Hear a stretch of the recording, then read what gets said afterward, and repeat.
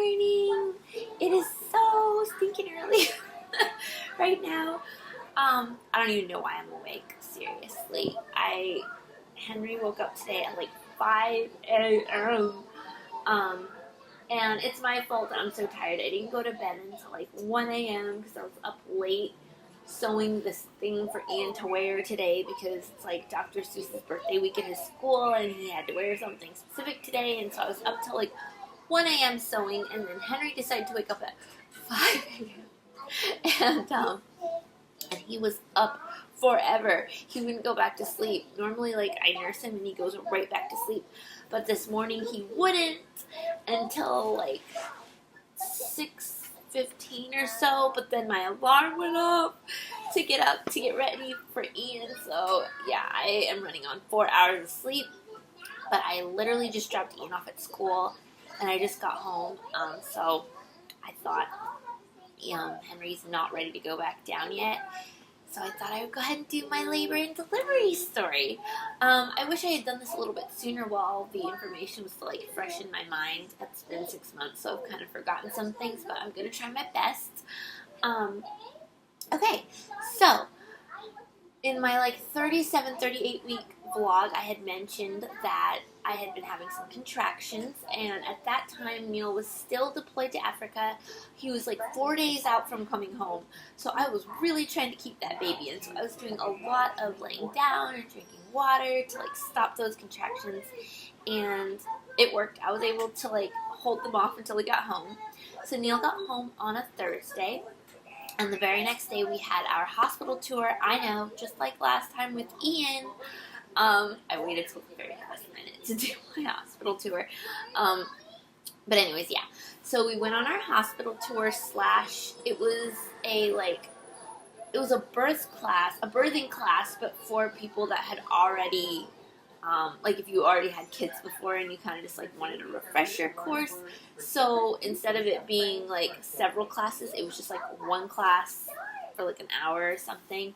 And so we did the class first, and then afterwards they gave you a hospital tour. And I mostly just wanted the hospital tour because I wanted Ian to be able to see it. And I don't know, I just thought it would be something fun. Neil missed a lot of the pregnancy because he was pretty much deployed for the whole thing. He left when I was, I think, 12 weeks. So, and then he got back like 2 days before I delivered. So yeah, he missed pretty much the whole pregnancy. So I signed up for the birth class so that Ian could have fun and like go on a hospital tour, and also just so that it could be like one fun baby thing that Neil and I could do together before Henry arrived. So we did that, and then on Saturday we decided to like what are you laughing about? We decided to like go to the beach and walk around American Village here, and to see if it could like walk the baby out. And yeah, the whole day I didn't have a single contraction. So we walked around all day Saturday to try to, get those contractions going again, and it didn't work. They didn't start. And then we got home, and I decided to have a dance party in the living room with Ian. I thought that might get things started. And I'm kicking myself now because my mom actually was like, film yourself dancing with the belly, because like I filmed myself tons of times dancing with the big belly with Ian, and I love having that memory documented. And she even told me to do it while I was dancing. And I didn't do it. I don't know why I didn't do it. I was like, oh, that's a great idea. And then it slipped my mind. I didn't do it. So I have no videos dancing with this big old chunker in my belly. I do. Yeah. So I had no contraction. Yeah, so I had no contractions the whole day. I know you want to jump. You were in your jumpy already. You still want to jump on me? A jumpy, jumpy, jumpy. A jumpy, jumpy, jumpy. I didn't have any until that night. I went to bed around like 11 or midnight, and I went upstairs to go use my breast pump because I had heard that like nipple stimulation could induce labor. It could bring on contractions. So I decided to try my my breast pump, and literally like 10 minutes in, contractions started. I don't know whether it was just coincidence or if it was because of using the breast pump, but yeah, contractions started, and they didn't stop. And so I labored at home for about 3 hours, maybe 4. I don't know. It was around 3 a.m. that I had the worst contraction. I was doing pretty good with them. They were getting progressively stronger and more painful each time. They were getting closer together. Neil and I were like just sitting upstairs timing them until like 3 a.m. And then I had this one that just, it brought me down, y'all. It took me down. Like, it was so long and so painful, and as soon as it stopped, I just burst into tears. So I was like, I can't do this. It took me to my limit, that one. And I was like, I need to go to the hospital. I have to. I need my epidural. So, my mom was like downstairs, and she was still awake because she was like jet lagged. She's still on East Coast time. And so she was like texting me like, "Are you awake?" I guess she heard us talking or something upstairs. And I was like, "Yeah, we're having contractions," and she was really excited. But yeah, at like 3 we came downstairs, and I was like, "This is it. We gotta go. We're going." So she was really excited. She stayed here because Ian was still upstairs sleeping, and then she was just gonna bring him whenever he woke up. And yeah, so I had like 2 more contractions while I was waiting for Neil to get dressed. I just was leaving him in jammies, but Neil needed to like put some pants on. Daddy needed to put pants on. Why is Daddy never wearing pants? We gotta see, honey, where are your pants? And he had to like get my bags and everything in the car. And yeah. So I had 2 really big contractions while I was waiting for Neil to do that, and I feel so terrible because I'd been contracting upstairs for a while, so Neil already kind of knew, that I like to just kind of be by myself when I'm in like a lot of pain, like don't touch me. And but my mom, my sweet mom, she didn't know, and so I started having a contraction, and like I was holding onto the dining room chair. I was on the floor, like kind of holding onto this chair, and I started having the bad contraction, and she comes over and she starts trying to like rub my back, and I'm like, no, don't touch me, and I felt really, really bad, but like, I don't like to be touched when I'm in pain, and she was so sweet about it. She was like, okay. But yeah, I hope I didn't hurt her feelings. Oh my goodness, you are now.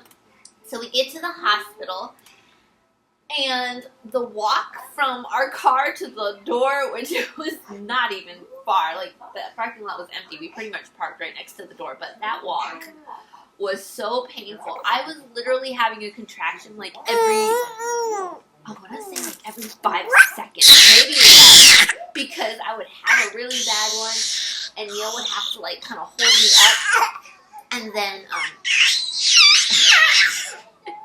I would take like 2 steps and I would have another one. I did not think I was going to make it. I thought I was going to have this chunk right there on the sidewalk.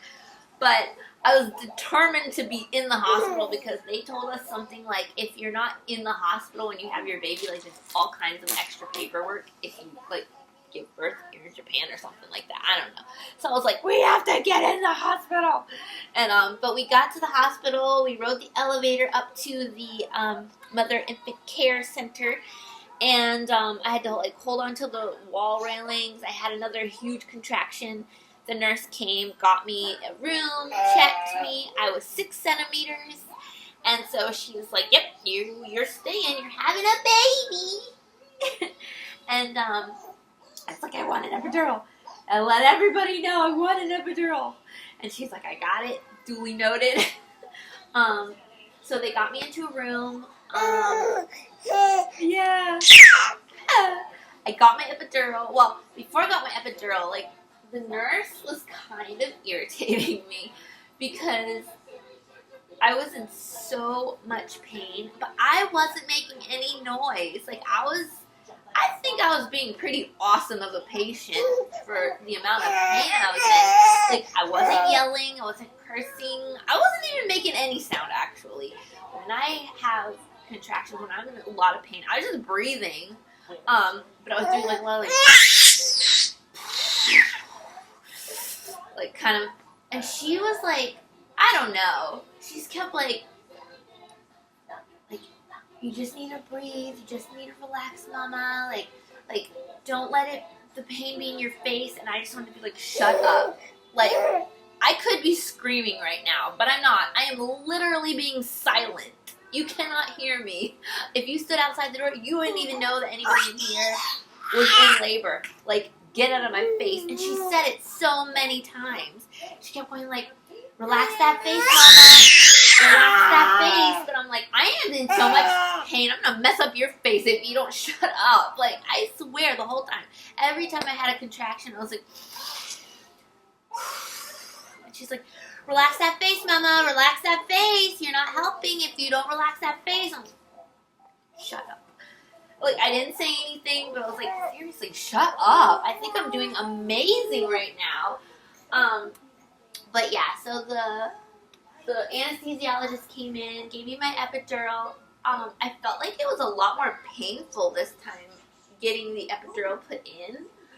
With Ian, like, I felt like a little pinch with the numbing needle, and then after that, I didn't feel pretty much anything with the insertion of the epidural, but I felt like this time, it all just really hurt. Like, the numbing needle hurt, and then, I don't know, I felt like I could feel her putting in the epidural still, even with the numbing needle.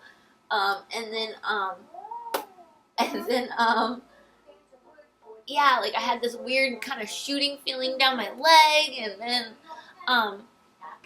I felt like it took the epidural a really long time to kick in, and then it didn't even feel, like, I don't know. It definitely took the edge off, but it didn't completely 100% numb me like it did with Ian. Like, I still felt a little crampy and a little bit uncomfortable. I don't know. It just didn't feel the same. But, like, overall, I was fine.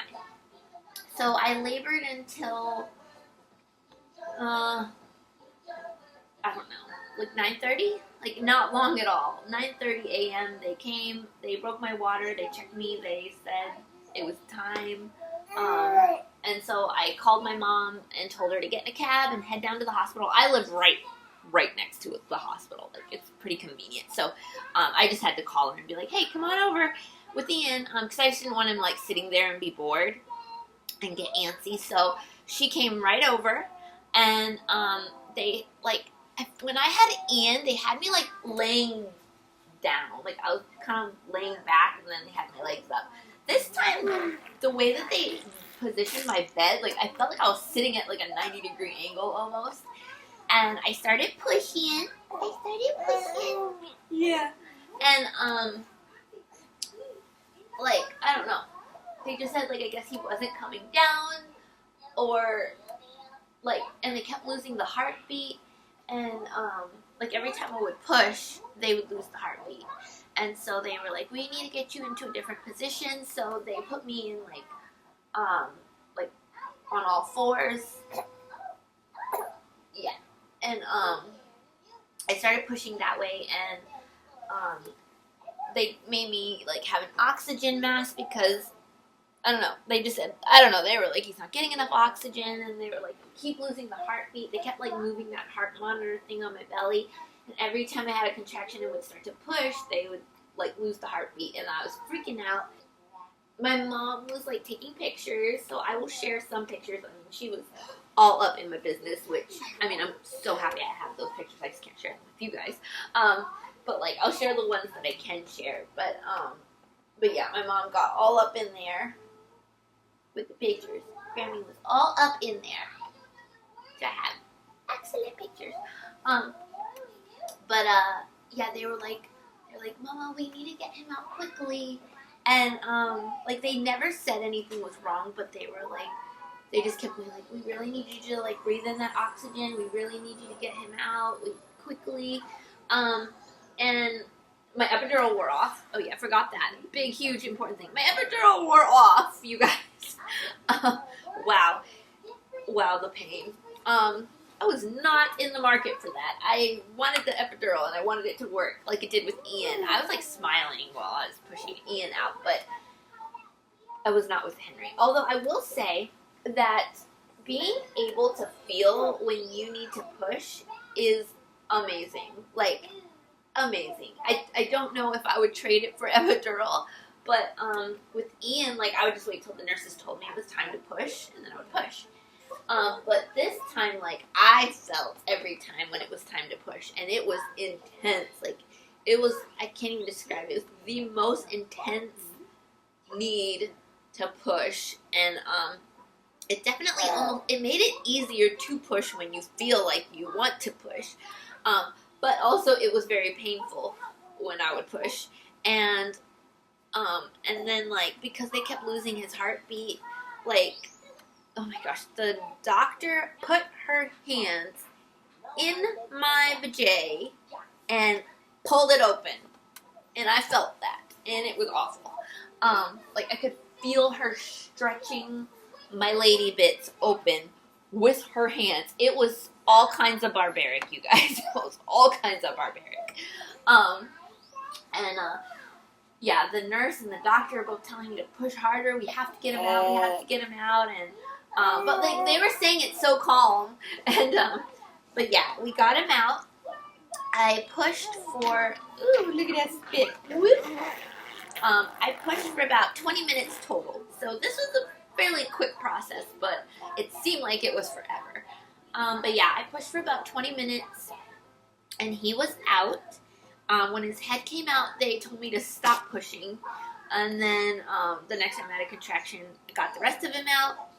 And they never said anything to me. But looking back at the very detailed, up-close pictures my mom got, this little man had the cord around his neck. And that is why, I guess they kept losing his heartbeat. But yeah, every time I was pushing, it was wrapping tighter around his neck. And because there's a picture of them with his head out, and it's wrapped around, and they're like trying to like get it up and over. Neil was still able to cut the cord, so they didn't like cut it off of him. They were able to like grab it and like pull it off. But yeah, that's in the picture. So I was like, oh my gosh, and they never said anything to me. But yeah, he was completely fine, completely healthy. So we decided to do the delayed cord blood or cord cutting, so we left him attached for a while to let him get all the blood from his umbilical cord, and then Neil got to cut the cord, and then we were waiting for my placenta to come out, but it did not. It was not coming out. I was having contractions, and they were having me trying to push it out, and they were like kind of gently trying to pull it, but it just was not coming out.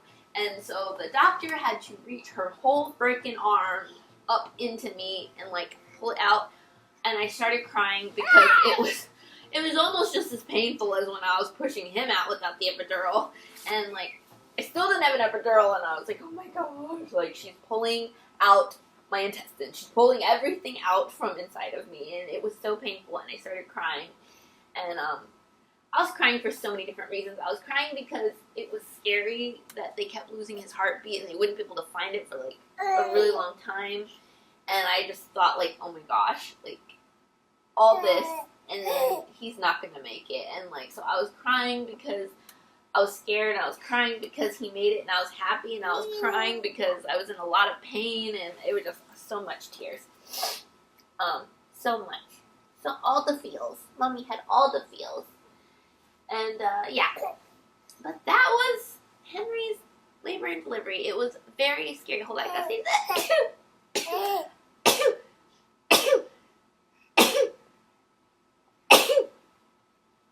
Definitely.